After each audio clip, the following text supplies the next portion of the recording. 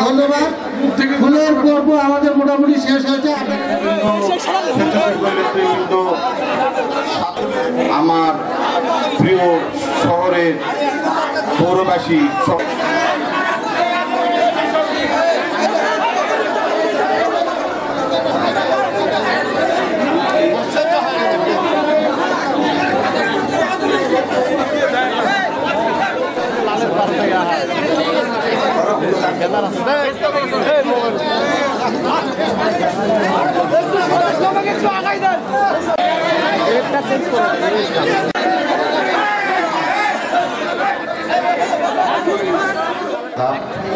আমি আমার বাবার হাত ধরে রাজনীতি এসেছি। মরহুম মোস্তাফিজুর ফিজু এমপি মহোদয়ের সুযোগ্য উত্তরসূরি আমার এমপি মহোদয় শেখুল সাদিক, তাকে আপনারা এই চারখানাবাসী এত ভালোবাসেন, আবারও প্রমাণ করলেন যে আপনারা তাকে কতখানি। ইনি সিঙ্গাপুর থেকে চিকিৎসা শেষে আমাদের মাঝে ফিরে এসেছে। আমি মরহুম হুসেন আলী সরকারকে আপনারা ভালোবেসেন এবং করোনায় অনেক কিছু লন্ডভন্ড করে দিয়েছে, স্থবির করে দিয়েছে উন্নয়ন। যাই হোক, আমি কামনা করে শব্দের জন্য দোয়াতে আমার এই সংক্ষিপ্ত বক্তব্য শেষ করলাম। আল্লাহ হাফেজ। জয় বাংলা, জয় বঙ্গবন্ধু।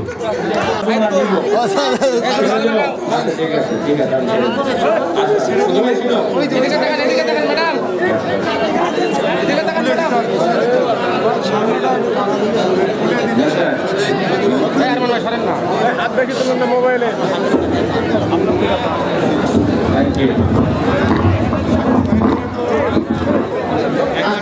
সমাপ্তি এখানে ঘোষণা করা হলো।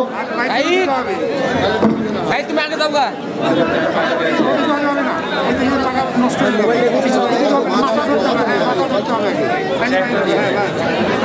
ভাই একটু সামনে তাকান ভাই, একটু ভাই।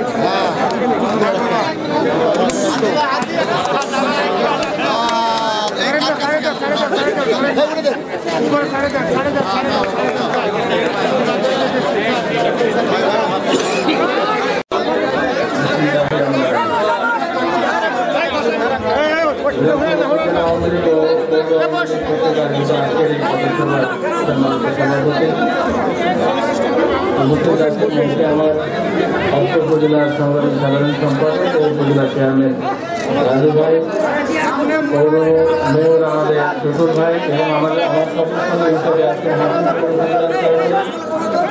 এবং হাকিমপুর পৌর মেয়র এবং বিরামপুর এবং সহ এই 4টি উপজেলা আওয়ামী লীগের সিনিয়র নেতৃবর্গ, বীর মুক্তিযোদ্ধা উপস্থিত আছেন, সাংবাদিক ভাইয়েরা এবং সহযোগী সংগঠনের নেতাকর্মীবৃন্দ এবং আমার প্রাণপ্রিয় এলাকাবাসী। আমি ডেসক্রিপশনে গেলাম না এবং সেই সঙ্গে আছেন আমাদের বিরামপুর সার্কেল এসপি এবং আমাদের হাকিমপুর এবং বিরামপুর থানার ভারপ্রাপ্ত কর্মকর্তা সহ আমাদের নির্বাহী অফিসারও আছেন। হ্যাঁ, সকলের প্রতি আমার সালাম। আসসালামু আলাইকুম। আদাব। আসলে রাজু ভাই যত অসুস্থ বছর কিন্তু ততটা অসুস্থ নয়। করোনার সময় নিজে গাড়ি চালাতে চালাতে এমন অবস্থা আমার, যার কারণে আমার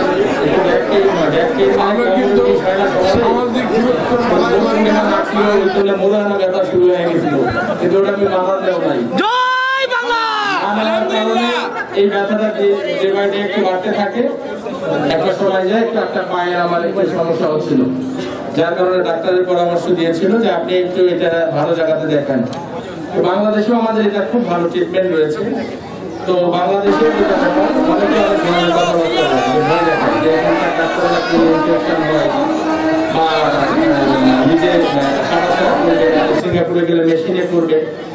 আমার এটা আধা ঘন্টা 40 মিনিটের একটা সার্জারি হয়, এটা মেশিন দেওয়া হয় এবং আমি 4 ঘন্টা পরেই হাঁটতে পারি। এটা কোনো সমস্যা আমার আর নাই আপনাদের দোয়ায়। আমি অত্যন্ত কৃতজ্ঞতা প্রকাশ করছি আজকের এই মঞ্চ থেকে যে আমার 4টি উপজেলার বিশেষ করে প্রত্যেকটা এতিমখানা, মসজিদ, মন্দিরে এবং সাধারণ মানুষ, প্রত্যেক দলের মানুষ, সাধারণ মানুষ আপনারা আমার জন্য দোয়া করেছেন। আমি এই মঞ্চে দাঁড়িয়ে আপনাদের প্রত্যেকের প্রতি শ্রদ্ধা নিবেদন করছি, কৃতজ্ঞতা প্রকাশ করছি যে আসলে আপনাদের এই ভালোবাসাটা বিরল। আজকে যখন এখানে আসতেছি, কত শতকের ফোন বেজে চলেছে একের পর এক।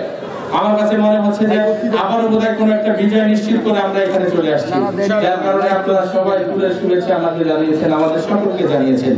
আমি ধন্যবাদ এবং কৃতজ্ঞতা জানাচ্ছি সকল এখানে যারা উপস্থিত হয়েছে, দূর দূরান্ত থেকে আসছেন, সবাইকে আমি ধন্যবাদ জানাচ্ছি।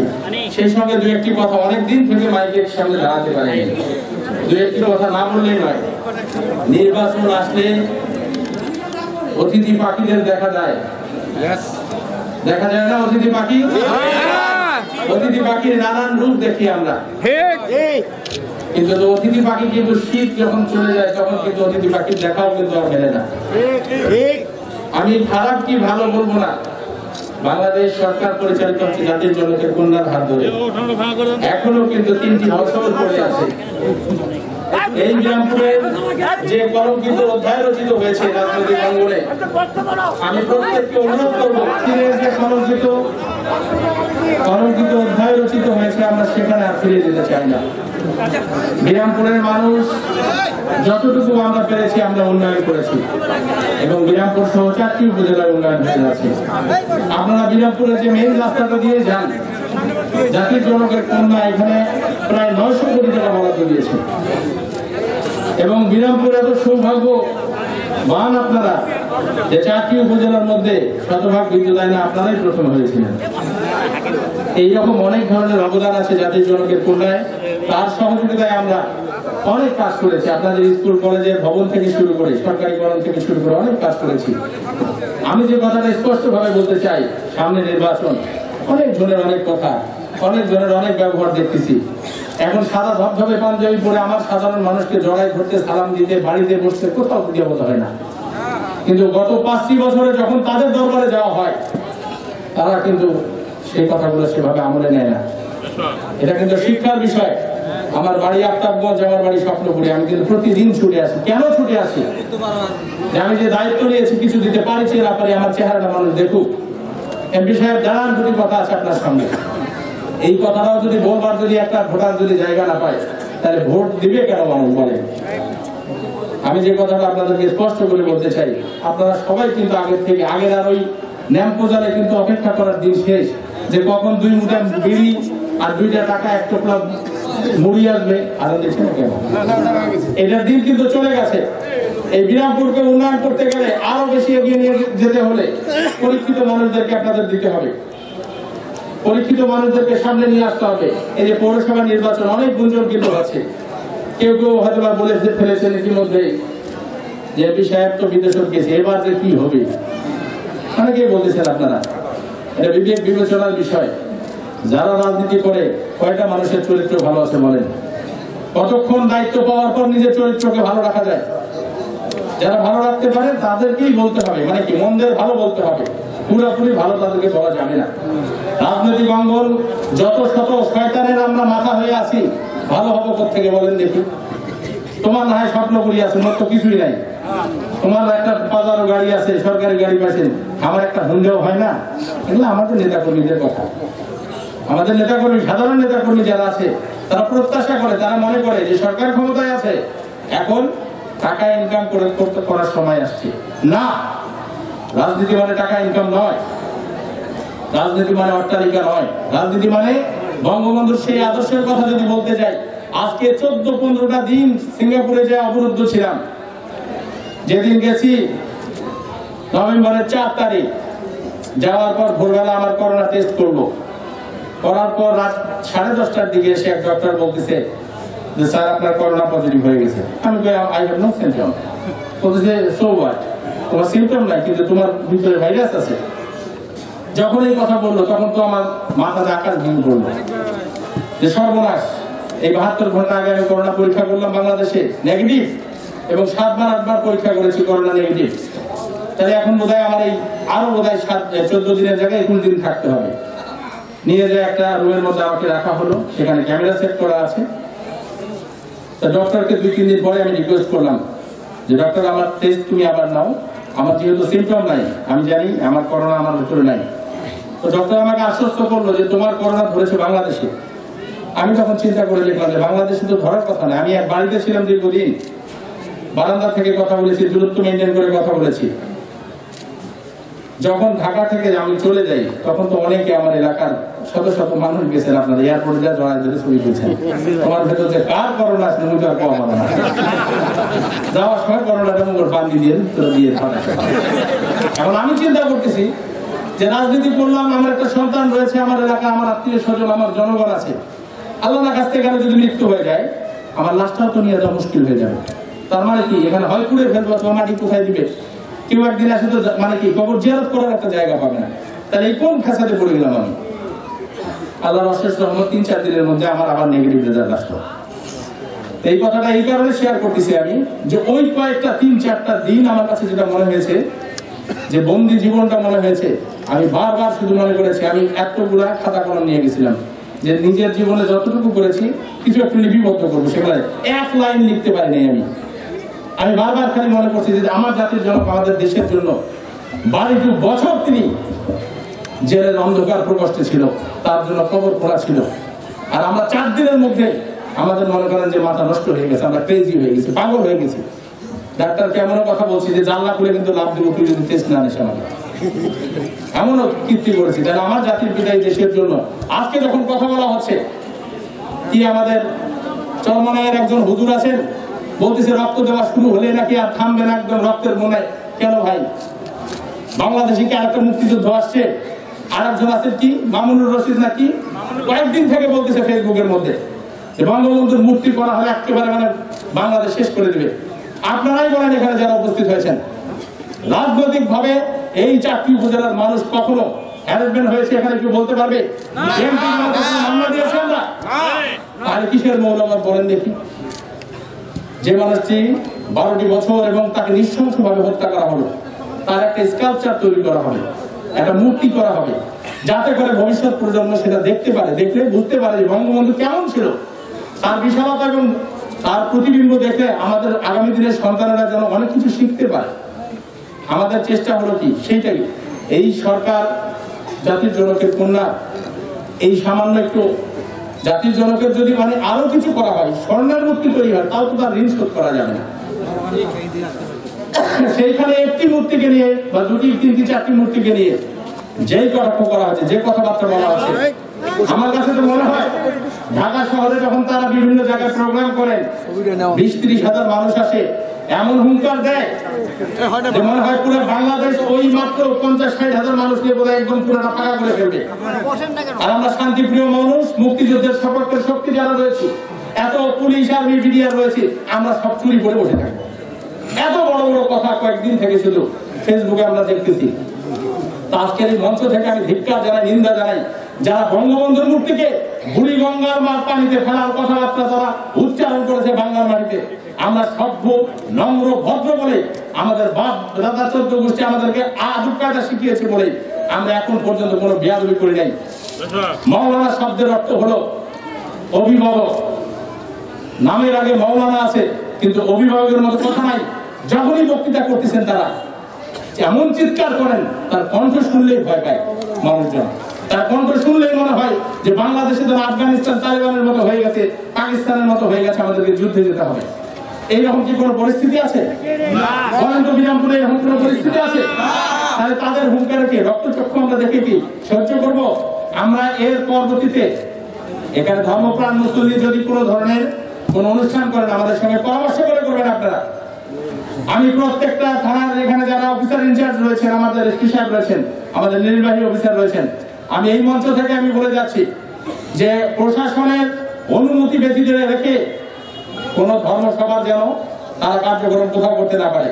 কারা আসবে, কিভাবে আসবে, সেখানে কোরআনের তাফসীর হবে। একটার জায়গায় দরকার হলে 1000 কোরআনের তাফসীর করা হবে, 1000 ইসলামী জলসা করা হবে, সেখানে কোরআন এবং হাদিসের আলোকে আলোচনা করা হবে। কিন্তু কোন উস্কানিমূলক কথাবার্তা আমার এই দিনাজপুর 6 আসনের মাটিতে আমরা বরদাস্ত করবো না। প্রশাসনের কাছে দরখাস্ত করবে সভা সমিতি কতগুলো, এবং এই মঞ্চ থেকে ঘোষণা করতেছি যতগুলো এতিমখানা আছে, যতগুলো মসজিদ আছে, কার কতটুকু জন্মদশা আছে, আমার কাছে চিঠি করেন, টাকা থেকে আসবে, আমি শিবলি সাথে বুঝবো। কোরআনের তাফসীর করে ভিক্ষা করার দরকার নাই। আর ওই ঢাকা থেকে ভাড়া করে নিয়ে আসে, উস্কানিমূলক বক্তব্য দিয়ে আমরা ভাগী গোষ্ঠীর মধ্যে দ্বন্দ্ব লাগাবে, এটা আমরা বরদাস্ত করবো না। আমি ইতিমধ্যে এটা ঘোষণা করলাম। এরপরে প্রশাসনের সঙ্গে বসে আমি এটা দরকার হলে লিপিবদ্ধ করে ফেলবো এবং আমি সকলকে আহ্বান করবো যে আমরা কোরআনের তাফসীর শুনতে চাই, আমরা হাদিসের কথা শুনতে চাই, আমরা নবীজির জীবনের কথা শুনতে চাই। আমরা সে সমস্ত শ্রবণ করে আমাদের আগামী দিনের চলা আমরা সঠিকভাবে যেন চলতে পারি, আমরা সেটা নির্ধারণ করব। আমরা কোনো উস্কানিমূলক বক্তব্য, আমরা কোনো ধর্ম নিয়ে রাজনীতি আমরা দেখতে চাই না। কি আমি কি কোনো ভুল বলেছি? এর বিপক্ষে যারা যেখানে অবস্থান নেবেন, আমি লক্ষ্য করে দেখেছি বিভিন্ন এলাকায় অনেক জামাতের লোকজনেরা করে কি, অনেক শিবিরের ছেলেরা করে কি, আওয়ামী লীগের যারা প্রবীণ নেতা আছে তাদেরকে নিয়ে আসে এমপি সাহেবকে প্রধান অতিথি বানায়, সেখানে এমন এমন বক্তা নিয়ে আসে রাত 12টার সময় উস্কানিমূলক বক্তব্য ছাড়া ঠিক কিনা বলে আমার মানুষজনের মাথা নষ্ট করে দেয়। এই সমস্ত কিছু করতে দেওয়া যাবে না। দিনাজপুর সারা বাংলাদেশের মধ্যে শান্তিপ্রিয় জায়গার দেশ, জেলা, এবং আমি অলপ করে বলতে পারি যে দিনাজপুরের মধ্যে এই 4টি উপজেলার মানুষ তার থেকে আরো বেশি ভদ্র মানুষের জায়গা। এইখানে কোনো অন্যায় বরদাস্ত করা হবে না। এইখানে কোনো ধরনের অপবাদ এবং উস্কানিমূলক বক্তব্য আমরা বরদাস্ত করবো না। এই করোনা ভাইরাসে আপনারা এইভাবে সমবেত হয়েছেন, আমি সত্যি আতঙ্কিত যে না জানি কতগুলো মানুষের মধ্যে, তবে ম্যাক্সিমাম লোকেরা আপনারা মাস্ক পরেছেন, ধন্যবাদ জানাই। আমি কথা বলার চাই না। আপনাদের নেতা সম্পর্কে, মানে নেতা হয়ে আমার যতটুকু দায়িত্ব ছিল আপনাদেরকে সচেতন করেন, আমি ততটুকুই কথা আপনাদেরকে বলে গেলাম। বাকি জীবনে যতক্ষণ বেঁচে থাকবো ততক্ষণ আপনাদেরকে যেভাবে সহযোগিতা করা দরকার, যেভাবে উপদেশ দেওয়া দরকার আমার ক্ষুদ্র জ্ঞান, আমি কিন্তু সেটা আপনাদেরকে বলে যাব। এতে এবং স্টেশনের ব্যাপারে ইতিমধ্যেই মন্ত্রী মহোদয়কে বলা হয়েছে। আপনারা জানেন যে আমাদের বাংলাদেশে এখনো ট্রেনের লাইন নির্মাণ করতে আমরা হিমশিম খাচ্ছি অনেক জায়গাতে। লাইন নির্মাণের পরবর্তীতে আমাদের যে ট্রেনের যে অবস্থাটা আছে সেটারও পরিবর্তন হবে এবং সেই সঙ্গে আমাদের ব্রিটিশ পিরিয়ড থেকে শুরু করে পাকিস্তান পিরিয়ডের যতগুলো স্টেশন রয়েছে সেগুলোকে আধুনিকায়ন করা হবে। ইতিমধ্যেই আমাদের বেশ কিছু আশেপাশে সম্ভবত পার্বতীপুরে একটা বরাদ্দ দিয়েছে। আমরা আশা করবো পরবর্তীতে বিরামপুরে যেন একটা বরাদ্দ দিয়ে এটা সমৃদ্ধ করে, এবং সেই সঙ্গে আমরাও তো আছি। আমরা যদি শুধু এটা রেলওয়ে ডিপার্টমেন্ট যদি না হতো, পার্সোনাল এমপি সাহেবের তহবিল দিয়েও আমরা এটার কালার টালার সব কিছু চেঞ্জ করে দিতে পারতাম, কিন্তু এটা সম্ভব হয় না। আমি কথা বলে দেখেছিলাম। তাহলে এটার অন্তত পক্ষে আমরা ওভারব্রিজের কথা বলেছি, ওভারব্রিজে হবে ইনশাআল্লাহ। তো আমি অনেক কথা বলে ফেললাম। তো আমার কথা শুনে হয়তো মনে করছেন যে কোনটাই ভিড় অসুস্থ, কারো চোখ মুখ দেখছো আসার পর যে কোনটা কান্দি ফেলাবি যে এই আমার অসুস্থ। আমার যারা চাচারা আছে, আমার ভাইরা খুব ক্লোজ, আমার ছাত্রলীগের অনেক ভাইয়ের চোখে দেখেছি আমি যে আমার জন্য তাদের মানে এই বোধহয় চোখ থেকে পানি পড়ে যাবে। আমি যাওয়ার জন্য দেখেছি, আজকে অনেক জন্য দেখেছি। আমি অতটা অসুস্থ নই, আমি সুস্থ আছি। আমি সুস্থ আছি আপনাদের জন্য, আপনাদের দোয়ার জন্য। এবং আমি এত তাড়াতাড়ি সুস্থ হবার কথা নাই। আমার যে অপারেশনটা হয়েছে, আমার বলছে যে কমপক্ষে 2-3 মাস থেকে বেড রেস্টে থাকে। আমি মাসে মানে কি হসপিটাল থেকে 2 দিন পরে বলছি যে আমার খুব তাড়াতাড়ি ছেড়ে দেবে, বাংলাদেশে যাবো। আমি তোর দেশে থাকবো না, কারণ তোর দেশের সিস্টেম খারাপ। একটা লোকের যদি করোনা হয়, ওর সঙ্গে কারা কারা ওই মার্কেটে ছিল সবাইকে আবার 14 দিনের জন্য কোয়ারেন্টাইন করতে হয়। আমি ওইভাবে চিন্তা করছি যে এইখানে থাকা যাবে না, থাকলে আবার হয়তো বন্দী হয়ে যাবো। আমি আমার দেশের মানুষের কাছে, আমার জনগণের কাছে আমি ফিরে যেতে চাই। তো যাই হোক, আজকে যারা আয়োজন করেছেন অসংখ্য ধন্যবাদ জানাই। সেই সঙ্গে সকলকে সাবধান হতে বলি। সামনে শীত, আমাদের অনেক মুরব্বী মানুষ বীর মুক্তিযোদ্ধারা এখানে আছেন, সাবধান হতে হবে। যে সত্যি নিশ্চিত মাস্ক পরে আছেন, এটা কিন্তু চলবে না। এখন মোর কথা শুনি এলাকা আছেন ঘোড়া কিনে ঘুরি বেড়াবি খালি লোকে কেউ কেউ করে না ভাই মোর এটা ফাপড় লাগে। তো ফাপড় লাগার দিন কিন্তু শেষ। বাঁচতে হলে কিছু মেনটেন করতে হবে। সবাই আমরা করছি, তো সবাই ভালো থাকেন, সুস্থ থাকেন, এক মনে থাকেন। এখন শুধু রাস্তাগুলো যদি দিতে পারি, বিদ্যুৎ দিয়েছি, রাস্তা যদি দিতে পারি, প্রতিষ্ঠানগুলো হচ্ছে, আর আপনাদের জন্য কিছু করতে হবে না। আপনারাই পরিশ্রম করে এই বিরামপুর তথা দিনাজপুর সাইডে আপনারা উন্নয়নের চরম শিখরে নিয়ে যেতে পারবেন। আমি আর কথা না বলে সকলের মঙ্গল কামনায় সকলকে সাবধানে থেকে আগামী দিনগুলো পাড়ি দেওয়ার জন্য আহ্বান রেখে আমি আমার কথা এখানে শেষ করলাম। আসসালামু আলাইকুম। আলাম জয় বাংলা, জয়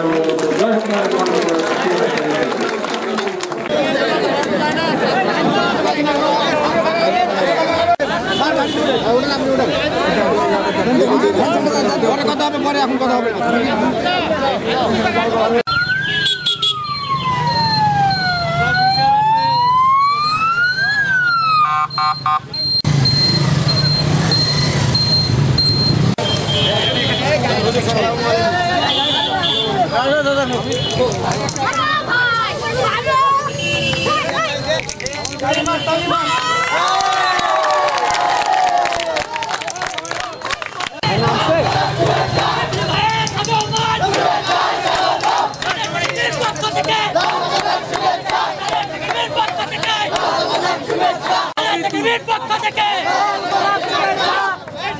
শিবলি ভাইয়ের আগমন, শিবলি ভাইয়ের আগমন, পক্ষ থেকে